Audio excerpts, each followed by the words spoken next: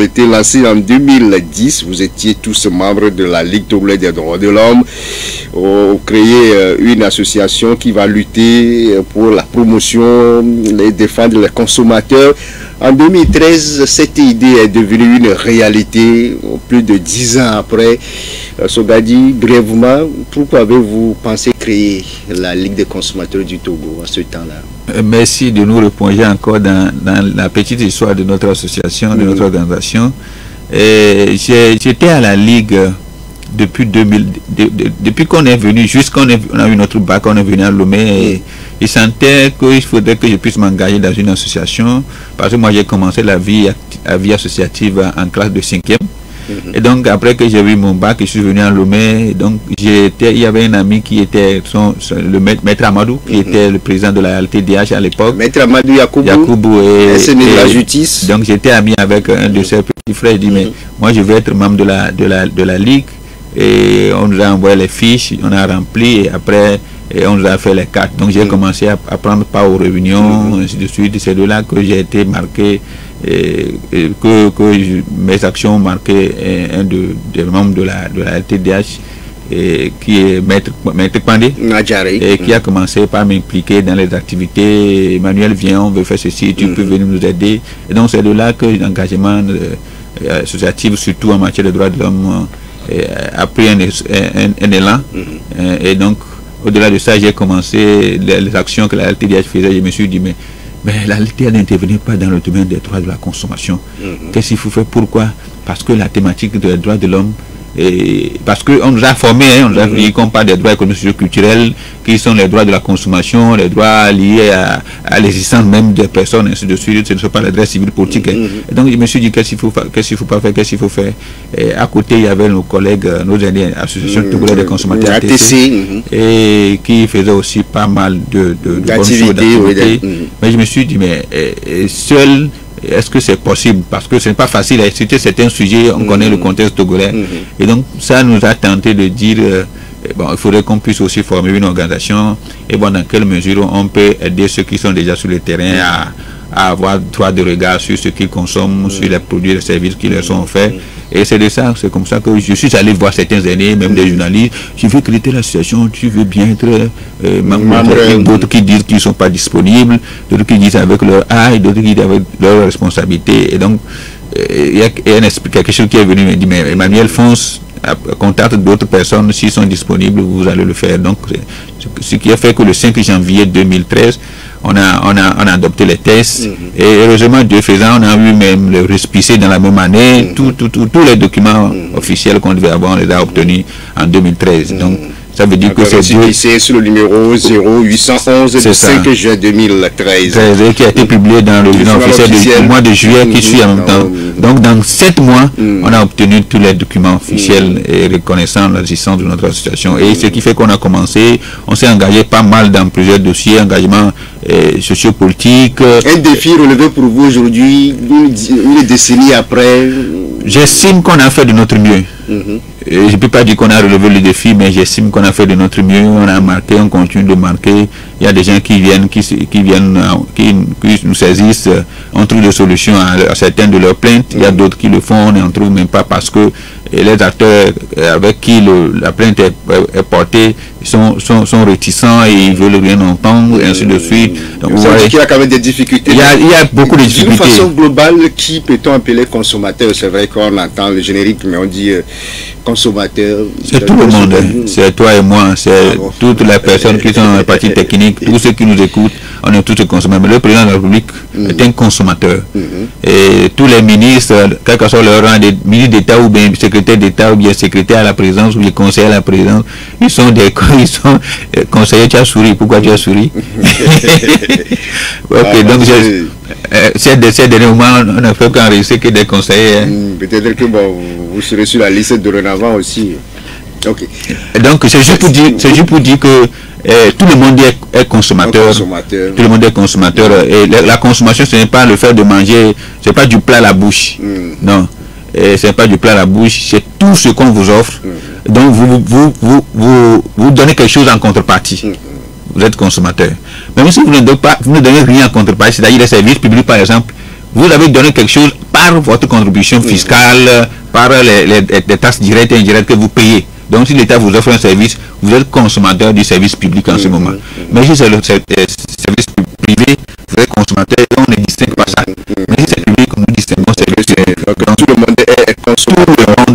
Pour une consommation de qualité locale et défendre les consommateurs face à des abus, c'est l'objectif majeur à signer à votre association. Mais ces derniers temps, on voit que le consommateur togolais est tiré de gauche et à droite avec beaucoup de difficultés, que ce soit sur le plan de la consommation locale ou de la téléphonie mobile ou d'autres. Aujourd'hui, si on vous pose la question, comment va le consommateur togolais globalement? En réalité, il faut reconnaître qu'il y a une certaine émulation autour de la thématique de la protection des consommateurs. Oui. Et ça, c'est un acquis. Pourquoi je le dis? Aujourd'hui, tout le monde sait ce qu'on appelle le droit des consommateurs. Tout le monde, presque. Ah ouais, ils ont aussi des droits à ces consommateurs. Oui, presque tout le monde sait que ce qu'on appelle le droit des consommateurs. Par exemple, la dernière fois où quelqu'un a fait un prêt auprès d'une institution bancaire et qui a souscrit à une assurance, après quelques mois, il a perdu son emploi pour motif économique. Donc, ce n'est pas un motif qui dépend de l'employé. Donc, en réalité, l'assurance doit rembourser son prêt. Les droits qui sont payés ne doivent pas être supportés par le reliquat du remboursement de son prêt. Et donc, la banque a dit, tu ne dois plus, on doit plus rien te restituer, et donc par conséquent, c'est fini. Le gars est venu et on a fait les mains, on a écrit à la BCAO, la BCAO nous a instruit par rapport à une de ces directives, comment procéder jusqu'à ce que le gars, on lui a restitué plus de 3 500 000. Vous voyez. Ça veut dire que ce gars-là, ce consommateur a vu son droit rétabli. Il y a d'autres. Des actions que vous menez, que nous recevons tous les jours et que on instruit le secrétariat ou bien ceux qui sont au siège avec nous, écrit cette lettre, envoie-moi, je vais corriger et on introduit à tout le monde. Il y a des actions que nous faisons, je crois que peut-être tout au long de l'émission on va pouvoir les développer, sauf que le temps pourra nous faire défaut parce qu'on a beaucoup de choses à vouloir dire, mais qu'on n'aura forcément pas le temps à on va aller avec donc c'est très important ce que nous disons, que les gens commencent à avoir cette réflexion là pour dire je vais saisir une association de consommateurs, est-ce que vous avez le numéro de la TC, est-ce que vous avez le numéro de LCT, et souvent on nous appelle au même moment. Tu demandes à ton collègue, le président t'a appelé, il dit on m'a appelé. Les gens saisissent c'est une manière aussi, c'est bien, c'est une manière aussi de mettre la pression sur nous en tant qu'organisation de consommateurs à faire mieux, parce que lorsque vous nous saisissez, ça veut dire que vous nous donnez l'outil pour pouvoir vous défendre davantage, parce que les gens ne peuvent pas rester et dénoncer sans nous donner la preuve qu'ils ont été vraiment victimes d'une violation de leurs droits de consommation. Le droit de consommateur, est-ce que c'est aussi une couverture sociale? Évidemment. Et c'est plus même qu'une couverture sociale, parce que, comment on appelle, nous payons les impôts, nous payons les taxes, aussi bien au niveau des municipalités qu'au niveau de l'État, au niveau central. Et donc, lorsque nous payons ça, l'État a l'obligation de prendre l'argent que nous payons pour nous assurer les services minimum vitaux, la santé. Et ce n'est pas toi-même qui assure ta santé. C'est l'État qui assure la santé des citoyens. Parce que si l'État ne le fait pas, si demain tu tombes malade, si demain et ce qui est proche de toi vous tombez malade, si c'est une maladie qui peut vous contaminer, ça veut dire que dans quelques instants, toute votre famille est malade. Dans les instants qui suivent, et ça ne peut tout votre quartier est malade. Et justement, l'État l'a compris depuis 1er janvier de cette année. L'assurance maladie est rendue universelle. Des tournées de sensibilisation on court actuellement sur le territoire, le cas de Plateau S. Vous l'avez suivi dans cette émission avec le ministre de la universelle de SEM, Pierre Jean-Marie Tessi, l'action sociale à Nakoma et autres. Globalement, au niveau de l'SCT, comment vous voyez cette AMU, ce lancement, la campagne qui s'ensuit, globalement, la théorie déployée par le gouvernement pour rendre effectif ce mécanisme? Merci beaucoup. Et, au fait, je vais faire une analyse et je dirais que les auditeurs et auditrices nous suivent pour nous comprendre. Parce que des fois, certains qui nous suivent, mais nous qui ne nous comprennent pas parce que nous n'avons pas bien suivi. Et à la Ligue des consommateurs de Togo, nous avons dit que l'assurance maladie universelle est une bonne chose. Parce qu'on ne va pas dire que ce n'est pas bienvenu, il ne faut pas l'assurance maladie. Maintenant, nous, on a dit que l'assurance, enfin, quand on vient aux dispositions de la loi qui a mis en place l'assurance maladie, on a dit, en réalité, l'assurance maladie universelle, ce n'est pas ce qui est essentiel aujourd'hui pour nous, les Togolais. Pourquoi je dis ça? Qu'est-ce qui est essentiel? L'essentiel, c'est l'assurance santé. Il y a une nuance. Il y a beaucoup de... Il y a trop de nuances, mais ce n'est même pas de nuances. Il y a une grande différence. Laquelle? L'assurance maladie universelle, c'est l'assurance des soins. Tu es malade, tu vas à l'hôpital, on te donne des soins et l'assurance rembourse et la proportion est décidée par l'assureur ou bien l'institution qui gère l'assurance maladie universelle. Donc on assure les soins. On t'a fait des piqûres, tu as été hospitalisé, tu as acheté des médicaments, on assure ça. Par contre, l'assurance santé, c'est celle qui empêche que tu ne tombes pas malade, qui contribue à prendre des dispositions pour éviter que les gens ne tombent malades. Est-ce qu'on peut empêcher de tomber malade? Si. Pourquoi on ne peut pas empêcher? Parce qu'aujourd'hui nous tombons malades à cause de ce que nous mangeons. Nous tombons malades parce que nous ne savons pas si on a tel indice, si nous évitons tel comportement, nous allons réduire l'indice pour ne pas tomber malade. Donc il faudrait que l'État puisse former vraiment des nutritionnistes, ok, pour que lorsque tu commences par sentir que tu as tel problème, que tu vas chez un nutritionniste qui va te conseiller pour dire à partir de cet instant tu ne dois plus manger ceci, tu ne dois plus boire ceci, tu ne dois plus faire ceci. Et en ce moment là on est en train de parler de l'assurance santé. Ensuite c'est vrai que l'État met sur le dos de l'assurance santé les vaccinations. Et la COVID-19 nous a montré la limite des vaccinations, ok, et ça a créé beaucoup de doutes. Maintenant, à côté de ça, qu'est-ce qu'il faut faire pour éviter que les gens n'aient plus de doutes? Et, par exemple, je donne l'exemple de glutamate. C'est ce que nous consommons. Mais les glutamates sont trop dangereux pour la santé. Les cubes, manger poulet, je ne sais quoi, sont trop dangereux pour notre santé.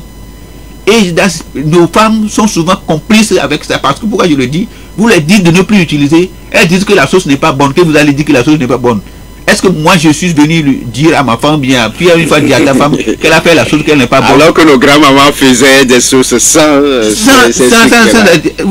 aussi c'est... Donc, c'est juste pour dire, pour donner quelques exemples. Si nous ne savons pas faire, aujourd'hui, des gens ont des problèmes de cancer. Cancer de patati, tatata, et c'est une triste réalité. Pourquoi? C'est compte tenu de ce que nous mangeons, compte tenu de ce que nous buvons. On a interdit la consommation des boissons dans les sachets, mais les gens continuent d'en boire. S'ils sont sous leur comme je suis en train de manger la pâte à midi ou bien le matin très tôt, vous les trouverez des sachets dans leur main, ils tirent avec la bouche et ils boivent. Vous voyez?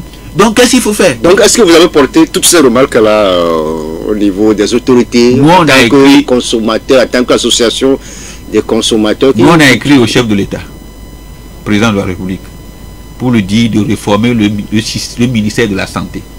Il faudrait qu'on accorde trop d'importance aux soins. Aux soins. Il y a trop d'importance. Mais accordons l'importance à la prévention. Ce que nous mangeons, le ministère du Commerce, le ministère de la Santé, le ministère de l'élevage et de la pêche, le ministère de l'agriculture.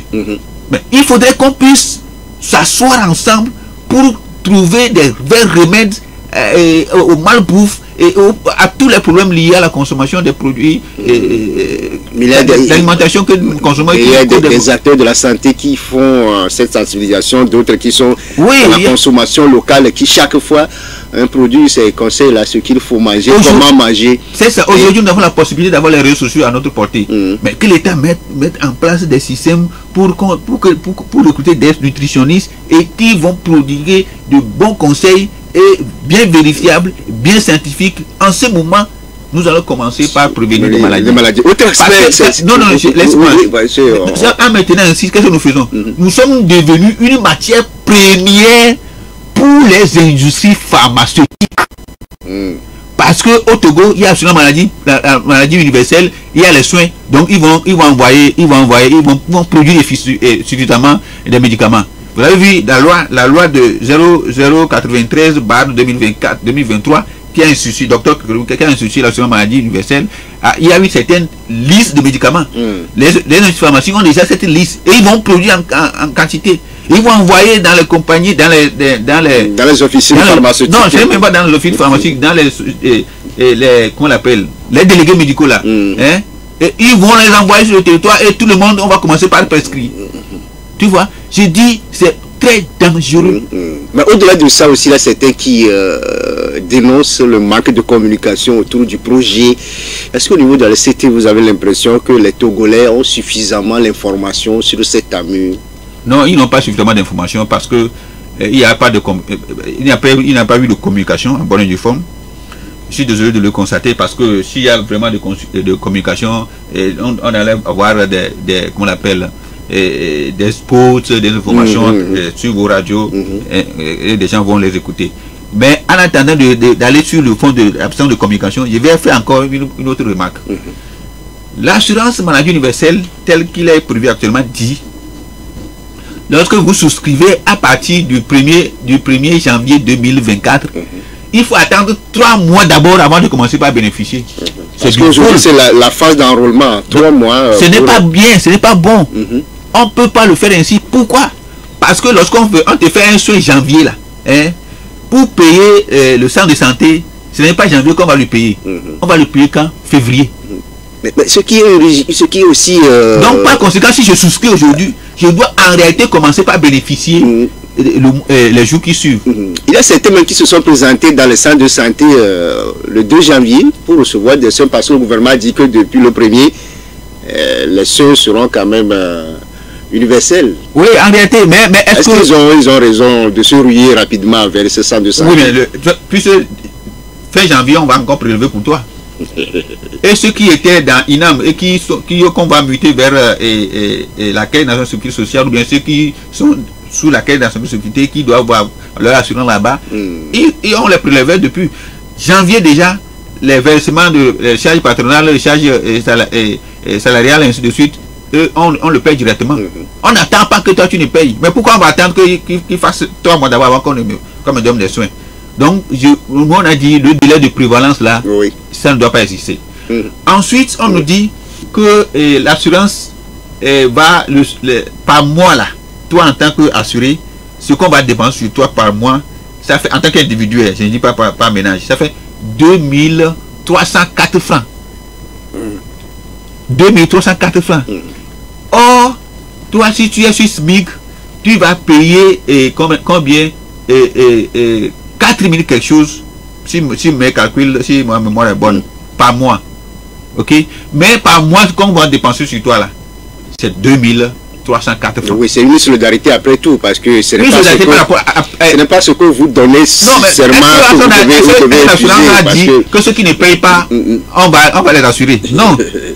En tout cas, je n'ai pas lu dans le test que si tu ne payes pas, on va t'assurer. Ce n'est pas le montant qui est le problème. Oui. Mais ce que moi j'ai dit, tout le monde n'est pas malade tous les mois. Ok? Mais le fait de limiter que, par exemple, si tu es 5 dans votre famille, au plus 138 000 de soins par an. Si par malheur, vous dépensez ça, on va vous dire qu'on va plus prendre soin pour l'année. Ce n'est pas bien. Il peut arriver que l'année qui suit, vous n'êtes pas malade. Donc, on ne doit pas limiter le fait que on a atteint le plafond. Des insuffisances que vous avez relevées dans votre note à vos chefs de l'État. Oui. Non, dans la note, on n'a pas relevé les insuffisances. Mais on a donné, on a fait des propositions aux chefs de l'État. Et je crois que s'ils veulent bien nous écouter, le ministre de la Santé peut nous convoquer à une réunion, on lui expliquera. Le chef de l'État peut ensuite. Ou bien le ministre de la Santé au sein. Oui. Parce que le plus souvent, qu'est-ce qu'ils font? Ils prennent les tests, personne n'est consulté. Et lorsque vous critiquez, ils vous disent que vous êtes seul seulement pour critiquer. Ce n'est pas bien. Donc, vous n'êtes pas associé en amont. Personne. Est-ce que vous, les journalistes, vous avez été associés pour faire... Non. En tout cas, moi, je n'ai vu nulle part. C'est après qu'ils aient fini de prendre les tests, qu'ils organisent quelque chose aux journalistes, et peut-être à l'intérieur, et c'est fini. Les acteurs de la société civile sont complètement. On doit l'oublier. Donc je pense que votre lettre aura quand même une écoute attentive au chef de l'État. Autre chantier sur lequel est engagé le gouvernement, c'est sur le chantier de l'amélioration de nos infrastructures routières. Et selon le gouvernement, la construction et l'entretien de nos routes coûtent excessivement cher pour le pays. Et le seul moyen pour avoir de l'argent pour entretenir ces infrastructures, c'est l'instauration des postes de péage. Le 19e du genre a été érigé opérationnel depuis samedi sur la voie de Ségbé à Dido Gomé, plus précisément au niveau de Ségbé Pekunou, c'est dans la commune de Golfe 7. Monsieur Sogadi, on vous a écouté dans tout début des années où vous avez même déploré même l'instauration des frais de péage pour les motocyclistes. Vous avez demandé à ce qu'on revoie la baisse les prix de ces péages-là. Mais aujourd'hui, ces péages-là pilulent partout. Nous sommes encadrés à Lomé par ces pots de péage. Le nouveau pot de péage à Ségbé, vous avez eu quand même connaissance, vous avez eu l'info. J'ai lu les informations et à travers j'ai écouté sur vos radios. Vous savez, moi je vais dire quelque chose qui risque d'étonner nos auditeurs et auditrices.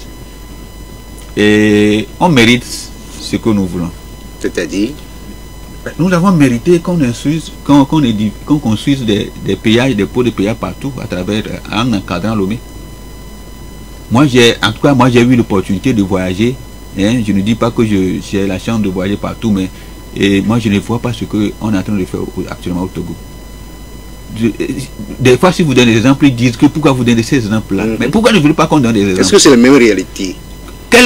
Pourquoi la réalité au Togo sera différente de la réalité au Ghana? Ce ne sont pas les mêmes citoyens. Ce ne sont pas les mêmes peuples. Est-ce que c'est la même richesse? Ce ne sont pas les mêmes êtres humains. Est-ce que c'est la même richesse? Quelle richesse? Le Ghana est plus riche que le Togo. Le Ghana n'est pas plus riche que le Togo. Je suis désolé. Et ensuite, il faut savoir, par exemple, on paie les péages. Mais prenez la route Lomé à Montien, bien Lomé à Tepamé. Vous allez voir l'état de la route. On a crié bel et bien. Mais c'est comment... des trous qui peuvent même faire contenir des éléphants. Donc, oui, c'est une triste réalité. Et si vous constatez, lorsque vous quittez, par exemple, il y a certaines personnes, lorsqu'il est 18 h, ils ne prennent plus la route Lomé à Tapamé, par exemple. Ils passent par Palimé. Regardez. La distance. Aussi. La fatigue supplémentaire que parce que sur la route de Moitié, on a beaucoup d'accidents. Beaucoup. Parce qu'il y a beaucoup de crevaisons. Les l'argent sert à quoi? L'argent de PS sert à quoi?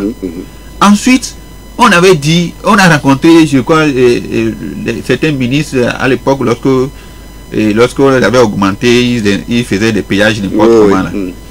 Mais on leur a dit, pas plus il y a encore, j'ai vu une note dans mes archives, on a fait des propositions. On leur a dit, ce n'est pas le fait d'augmenter les péages qui est le problème. Vous l'augmentez, les gens n'arrivent pas à payer. Les gens contournent. Par exemple, le Ségbé à la frontière Ghana.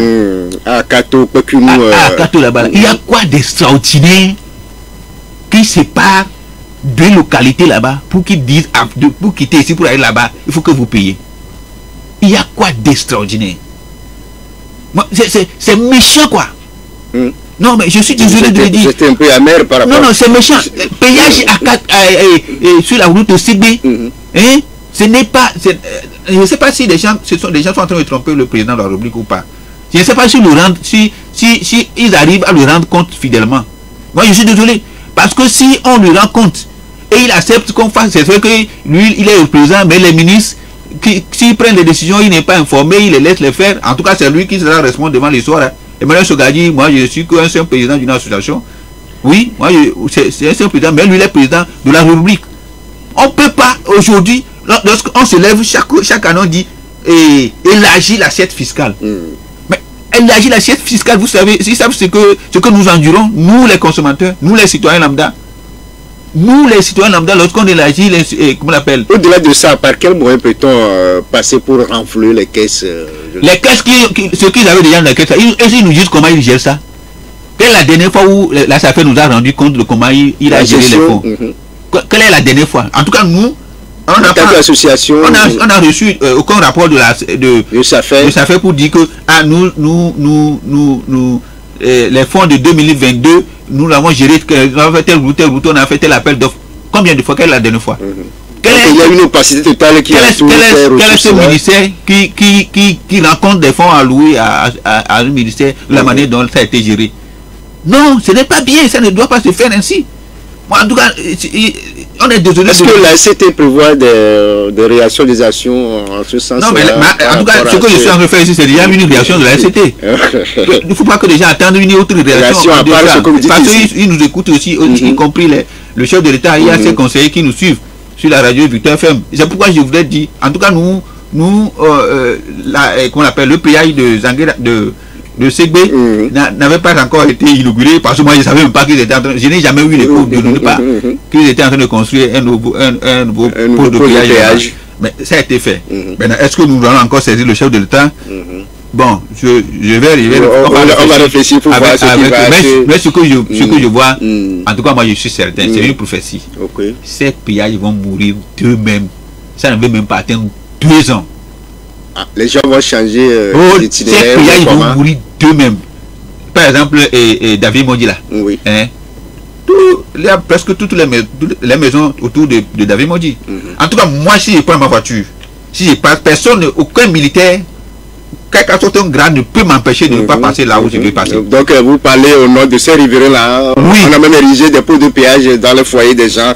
Donc, il en sera de même pour qu'on appelle pour Akato, Tokunu, pour Zangira et pour Akato aussi à côté de... Si tu quittes par exemple, si moi je vais chez moi à Tung, à Bientado, je vais payer combien de fois péage? Tu vois? Il y a un gars qui m'a dit hier que s'il va à Tung, au moins il paie 2 fois le péage. Parce que après Davier... Et combien de kilomètres de Lomé à Tung? C'est combien de kilomètres? Si tu veux saluer quelqu'un sur le contournement, c'est ma petite soeur de l'autre côté. Il y a un peu d'eau après. On est obligé. Si tu prends ta voiture, on est obligé de dépenser 1000 francs aller-retour. Non, ce n'est pas bien. Moi, je sais que ces péages vont mourir d'eux-mêmes. Si les Togolais ne veulent pas revendiquer, ne veulent pas demander qu'on les enlève, je ne dis pas que les gens n'ont qu'à manifester pour détruire. Moi, je ne suis pas partisan de la destruction des édifices publics. Mais vous demandez à ce que le gouvernement réduise un peu ces postes de péage qui encadrent aujourd'hui la vie. On n'en a pas besoin. Il faut, par exemple, moi, chez moi, qu'on appelle, de Atapamé à chez moi, à Roma, par exemple, ils n'ont qu'à venir faire la route et mettre le péage. Parce que si ils le font, ça veut dire que le péage va servir à payer l'emprunt qui a construit la route. C'est comme ça se fait dans certains pays.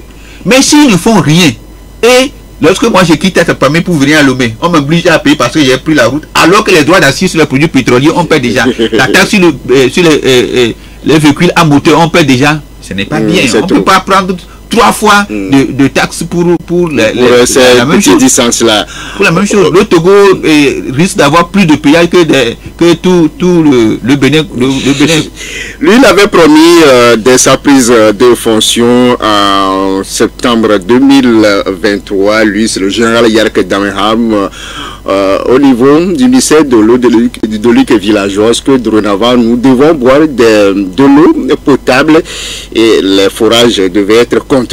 Il a annoncé la police de l'eau. La réaction a fait beaucoup parler des populations, mais réellement ces choses faites, la police de l'eau est opérationnelle.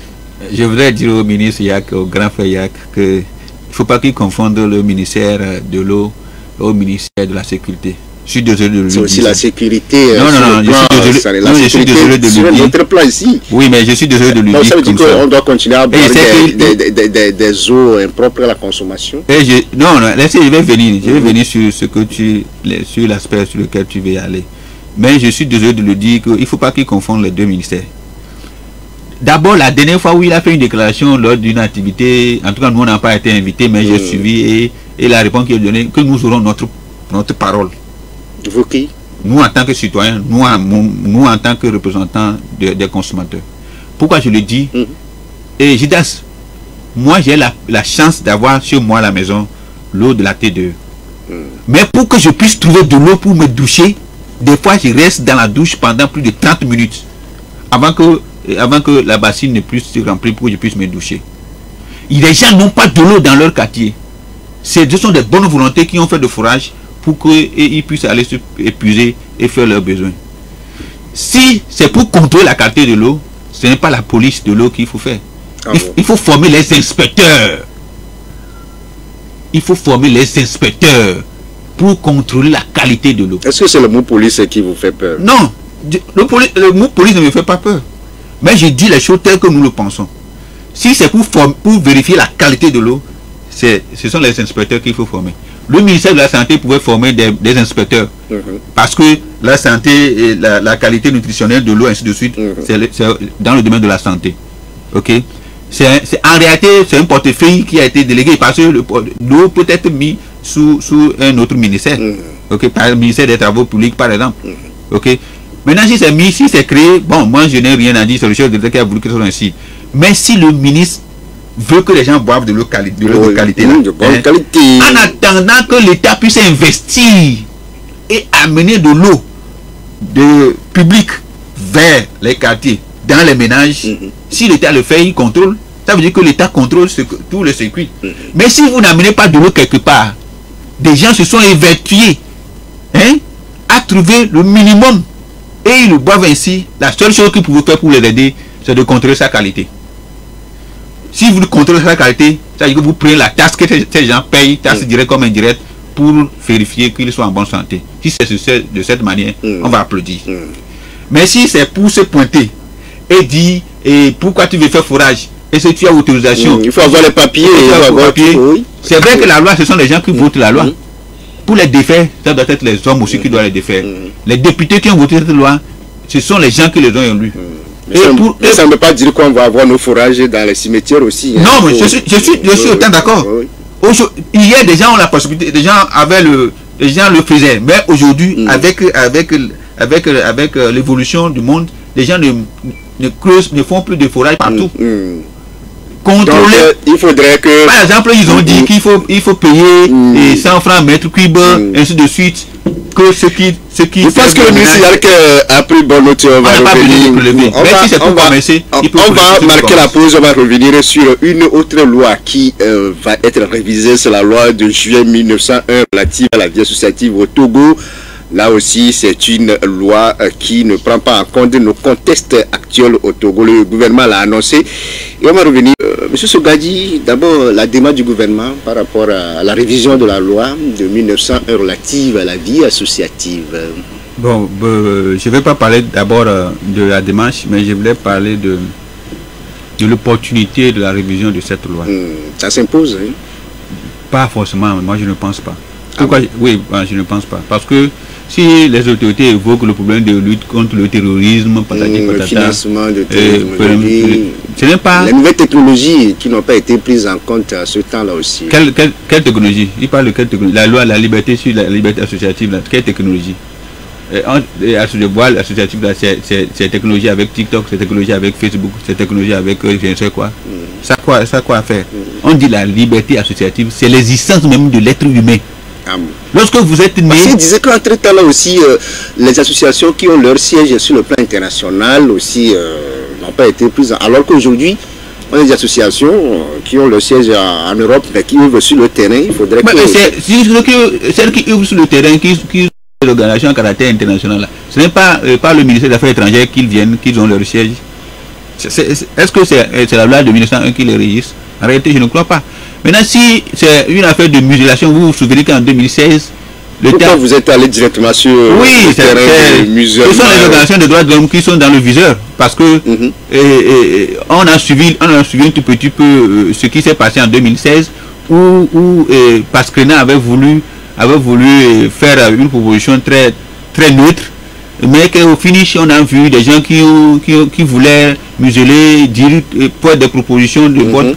Nous, lorsqu'on avait interrogé, on a dit qu'on n'avait pas été associé. Et on n'avait jamais aussi été associé nulle part. Parce qu'on a demandé le test, personne n'a jamais accepté nous transmettre le test, parce qu'on est de la société civile. Donc vous voulez qu'on évolue avec une loi d'origine française? Non, c'est pas 123 ans. Est-ce que c'est la seule loi qu'on applique pour est-ce que c'est la plupart de toutes les lois sont d'origine? Réalité, nos aspirations. Quelle est l'origine de toutes les lois, les autres lois? Donc on va continuer. Les autres lois, c'est d'origine romaine ou bien romavilloise. C'est toujours française.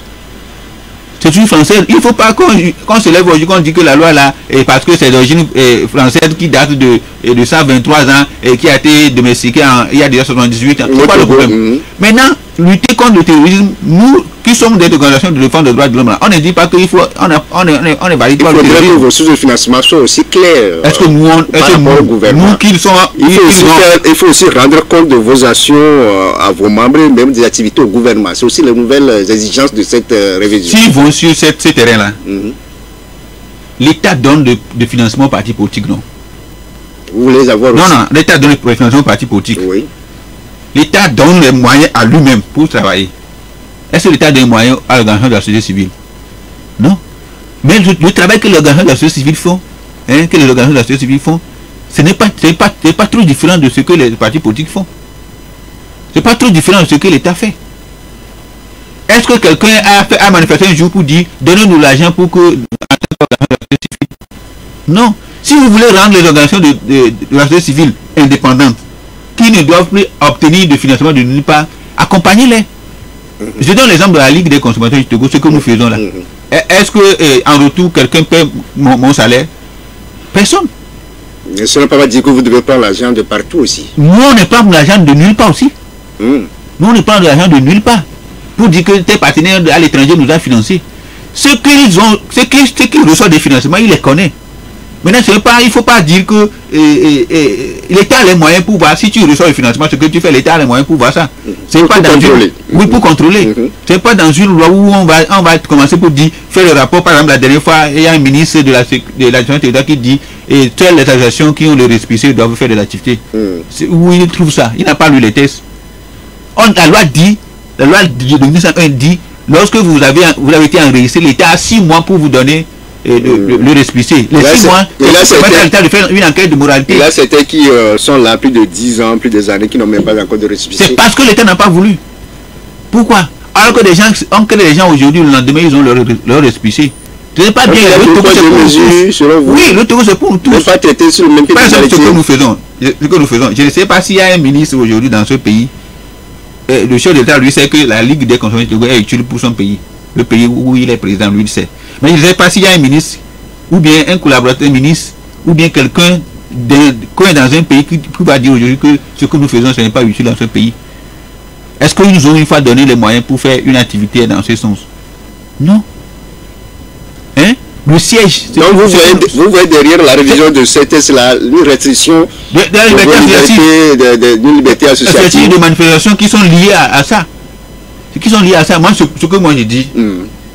Aujourd'hui, ceux qui sont les tenanciers, bien ceux qui initient les lois, ils seront victimes demain. C'est ça que moi j'ai l'habitude de dire. Évitons de faire des tests qui visent les gens, bien qui visent les organisations. Faisons des tests neutres qui peuvent avoir un large consensus. En ce moment, personne ne dira que c'est un processus, une démarche de musulmans. Donc vous voulez une démarche inclusive où dans chacun aura son mot à dire. Son mot à dire. Et je voudrais dire à nos députés, ceux qui sont au Parlement, ceux qui votent les tests, les lois là, aujourd'hui ils ont la chance de les voter. Demain ils seront victimes. C'est pourquoi il faut travailler avec sa conscience. Il faut travailler avec sa conscience. Si vous estimez que cette loi qui a été initiée par le gouvernement, que vous n'êtes pas d'accord, mais je ne pense pas que quelqu'un ait dit une fois qu'il n'est pas d'accord sur un texte, on a tiré sur lui. C'est son droit quand même de après ils disent que ils ont peur, on est dans le régime, on va nous faire ceci. Non, ils n'ont qu'à faire. Si on tire dessus, demain on dira qu'on a tiré sur eux parce qu'ils n'ont pas été d'accord sur eux. Personne ne va tirer sur eux parce qu'ils ont rendu public leur point de vue. Donc il ne faut pas faire des lois personnelles. Il ne faut pas faire des lois personnelles. Il faut quand même que des lois. Donc en tout cas, nous dans un regroupement d'organisations de la société civile, nous on se prépare à adresser un courrier au chef de l'État en ce sens. Parce que, qu'on le veuille ou pas, les ministres sont des ministres. Ils sont les collaborateurs du président de la République. Ils sont les collaborateurs du président de la République. Et donc, eux, ils ne sont pas redevables devant le peuple. Ils n'ont pas été votés. C'est le chef de l'État qui a un suffrage. Et c'est lui qui va le défendre. Pas demain, pas aujourd'hui, pas demain, devant l'histoire. Que proposez-vous réellement par rapport à cette loi de 1901? Vous voulez qu'elle soit s'il faut réviser quelque chose dans cette loi-là, qui concerne la société civile. La preuve, s'il faut faire quelque chose qui concerne les journalistes, qu'est-ce qu'on fait? On appelle leur corporation, leur représentants. Donc vous n'étiez pas associé à personne n'est associé. Parce qu'on a écouté le ministre. Il y a des groupes dans ce pays qui travaillent sur la thématique civile. Il y a d'autres qui disent oui, il faut réviser cette loi. D'autres qui disent que non, ces deux blocs-là aussi. Le monde peut évoluer et le monde évolue. Oui. Les textes également peuvent évoluer avec les circonstances. Oui. S'ils ont des initiatives pour améliorer quelque chose, et ceci, il faut que les acteurs concernés. Okay. Le chef de l'État va faire une thèse où les partis politiques qui concernent les partis politiques, on ne va pas les associer. Pourquoi c'est la société civile qu'on c'est là où vous voyez qu'il y a quand même une idée de mise en œuvre. Oui, ce n'est pas bien. C'est quoi je dis? Le chef de l'État était le seul devant l'histoire. Les autres là, c'est comme il y a dans un film, il y a l'acteur principal. Les autres là, c'est des figurants. Ils repartent. Donc c'est très important. Le sujet avant de recevoir les coups de film, lui il a consacré toute sa vie à la vie religieuse et à la vie politique. Monseigneur Kodjo, qui a tiré sa référence en début de ce mois de janvier à 94 ans. Il était en exil depuis 3 ans après avoir supporté le candidat de la DMK, Gabriel Agbero, pour de suite à la présidentielle de 2000. Cette icône qui est partie et pour rendre hommage, vous avez organisé une cérémonie d'allumage de bougies en son domicile. D'abord, pourquoi cette initiative? Là, vous savez, si vous vivez dans un pays, bien dans une nation, dans un village, dans une cité, vous devez observer tout ce qui est autour de vous. Et chercher à lire votre passé et le passé de cette cité-là. J'ai lu un tout petit peu autour de Monseigneur Kodjo et j'ai écouté ce qu'il dit, ce qu'il a l'habitude de faire. Et je vais étonner certains. Moi, j'ai jamais rencontré Monseigneur Kodjo physiquement. Je n'ai jamais même pris part à aucune de ces conférences publiques, ces derniers moments où il a commencé à s'engager corps en âme sur la vie politique. Je n'ai jamais participé à aucune de ces conférences de presse. Mais de loin, je l'écoutais. De loin, j'ai visionné ces vidéos. De loin, je lisais la profondeur de son engagement. Et vous étiez emporté par ses pensées? Pas forcément ses pensées, mais de la profondeur de son engagement. Vous avez quelqu'un qui a 93 ans, je crois qu'il déjà 90 ans, et il avait fait une interview où il disait que c'est une affirmation, quelqu'un m'a dit c'est une affirmation qu'il reprend de Dossé Agnon, de Monseigneur Dossé Agnon, en disant que j'ai toute l'éternité pour me reposer. Oui. Mais cette affirmation, c'est ça qui m'a touché. Ça veut dire que un engagement de plus pour la jeunesse. On lui a dit, à ton âge, il va te reposer. C'est pour cette question qu'il a répondu que j'ai toute l'éternité pour me reposer. Ça veut dire que en réalité, nous ne devons pas nous lasser pour dire qu'on est fatigué, pour dire que quoi. On doit abandonner. On ne doit jamais abandonner. Oui, c'est pour dire qu'on est fatigué. Mais donc il faut toujours maintenir notre engagement pour la cause dont nous estimons noble. Pour la cause. Monseigneur Kodjo a estimé que ce qu'il est en train de faire est noble. Mais on n'a rien à lui reprocher. Et tous sont passés. Moi j'étais au village en 92. De la conférence nationale. Et on écoutait, on disait Monseigneur. À l'époque, on ne savait même pas que c'est un prêtre qui a des je comprends, donc on est au village. Ok? Donc, c'est juste pour dire qu'on a écouté son passé. On a vu. Et le passé vous a inspiré. On a vu ce qu'il a fait. Et je répète, c'est la profondeur de son engagement qui nous a marqué. On a organisé, non pas au nom de la Ligue des consommateurs de Togo, mais avec d'autres citoyens de la société civile qui ont estimé que ça voulait la peine qu'on le fasse. On va permettre aux auditeurs de participer à ce débat. Le 92 02 80 63, le 99 70 70 90. Le premier intervenant c'est M. Gado. Bonjour M. Gado. Bonjour. Bonjour M. Sogadi. Bonjour grand frère. Vous savez, c'est la police des taxes des eaux. La police des taxes des eaux. Parce que cette police vous envoie à OTR. Si vous êtes envoyé à OTR, c'est pas pour aller déjeuner. Il faut bien préciser les choses. La police des taxes des eaux. C'est de l'argent qu'ils cherchent déjà. Bon, vous avez avez beaucoup voyagé. Est-ce que vous avez vu des boulevards rouges dans les pays comme ça? Au Togo, si vous quittez le boulevard, je vous jure que vous n'allez pas rouler sur une rue goudronnée avant d'entrer dans votre maison. C'est tout à fait le même. Dans le quartier du président de l'Assemblée nationale, elle ne peut pas rouler 5 km/h. C'est pas possible. Et on a des grands boulevards, mais c'est rouge. Même au Ghana ici. C'est rare de trouver un boulevard rouge dans le quartier. Bientôt, on aura un péage avant d'entrer à Tigame parce que c'est goudronné. Bientôt, nous allons payer pour l'air que nous respirons. Parce qu'on a commencé déjà avec l'eau. Merci, bonne journée. Bonne journée à vous, monsieur Gardere. Vous, c'est monsieur Senghor. Bonjour. Je reste bonjour. Bonjour, monsieur Senghor. Je salue mon bien-aimé Sogadi. Bonjour.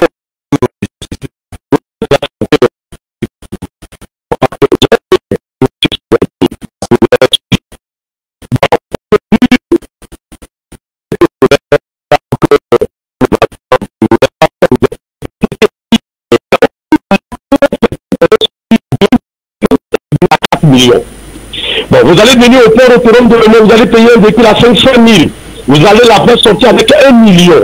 Où les choses sont chères. Cette année 2023, où on a demandé 1 milliard et quelques, 1000 milliards et quelques à l'autre. Le gouvernement de presser, on nous presse comme des torchons. Les choses sont chères dans le marché. Okay. Mais quel est le devoir quand même de votre association, les deux associations? Votre deuxième inquiétude. Là-bas, c'est pour vous apprécier. Pourquoi? Parce que vous venez de vous disiez quand même à Gigas que c'est les Togolais eux-mêmes qui veulent rester dans cette situation. Oui, c'est vrai. Parce que une seule journée suffit seulement de nommer à 5 ans pour dire mais dans cette chose. Allez voir le chef de l'État. Parce que ceux qui l'entourent, ce sont eux qui sont en train de le mettre dans un trou.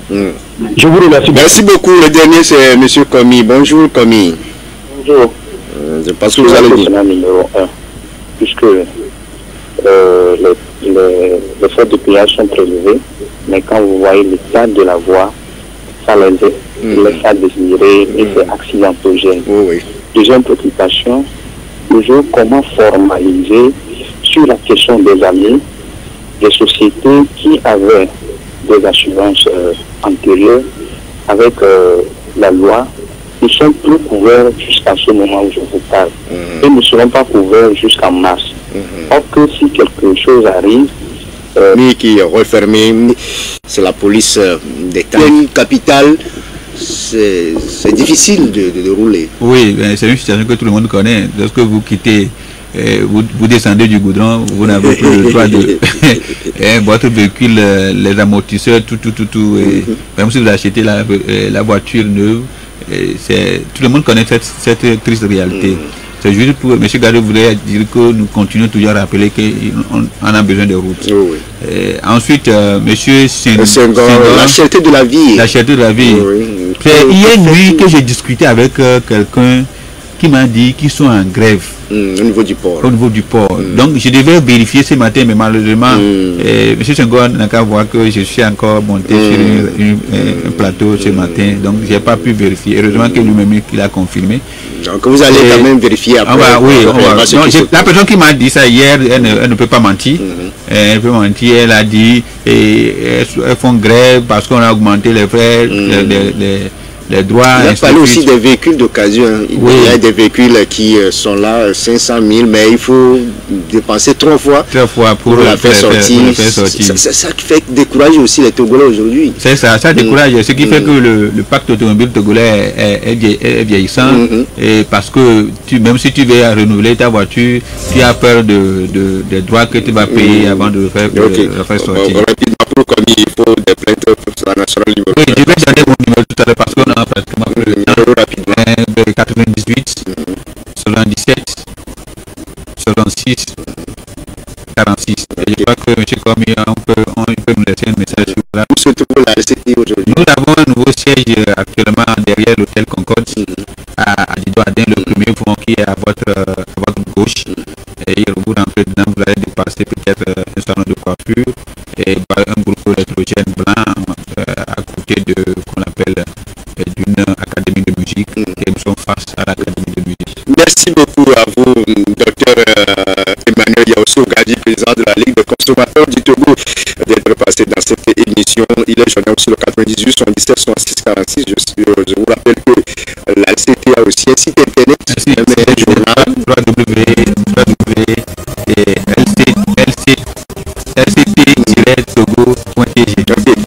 C'est fini pour cette émission. Merci à Ike Messa qui assure la mise en œuvre, la réalisation porte les griffes de Claudia Dinon. Le direct sur la page Facebook, c'est avec Concours Parisien. Bonne journée à toutes et à tous. Restez câblés sur la chaîne de l'Excellence.